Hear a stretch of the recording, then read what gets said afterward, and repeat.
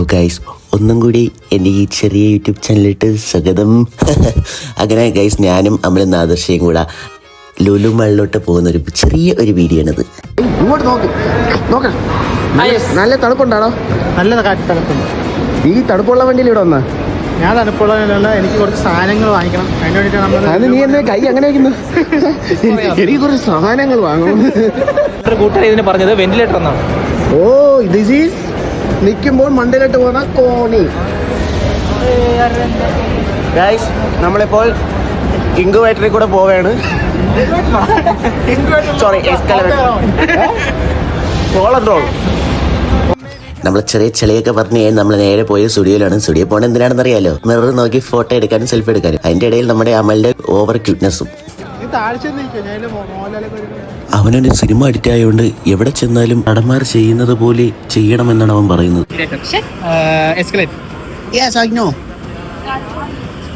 അമൽ, നീ ആദ്യമായിട്ട് കയറുന്നത് നിനക്കുള്ള അഭിപ്രായം എന്താണ്?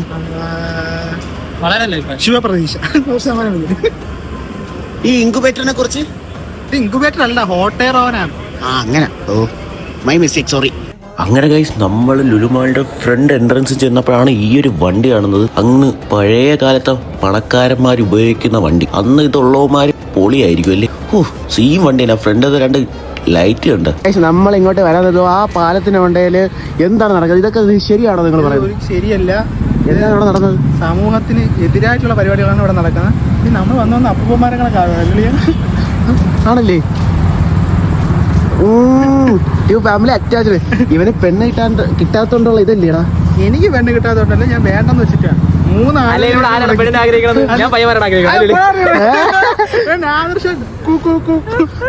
ബാക്കി പറയുന്നില്ല. അങ്ങനെ നമ്മൾ കേരളത്തിൽ എന്താണ് അവിടെ കണ്ടത്? കണ്ട കാഴ്ച എങ്ങനെ ഞാൻ നിങ്ങളുടെ പറയും? പൊതുസമൂഹത്തിൽ അത് പറയാൻ പറ്റൂല. ഇങ്ങനെയൊക്കെ പറയുമ്പോൾ പോലും അവൻ ബേക്കിൽ കൂടെ പോണ പെണ്ണിനെ ഊട്ടക്കണ്ടിട്ട് നോക്കുകയാണ് ഗൈസ്. ഇത്ര നേരം സമൂഹത്തിന്റെ പോക്കിനെ കുറിച്ച് കൊണയടിച്ച യുവന്മാര് പോണത് ആ ഫ്രണ്ടിൽ കൂടെ പോണ പെണ്ണുങ്ങളെ നോക്കിയാണ്. കൂട്ടത്തിലെ നല്ലവൻ ഞാൻ മാത്രം.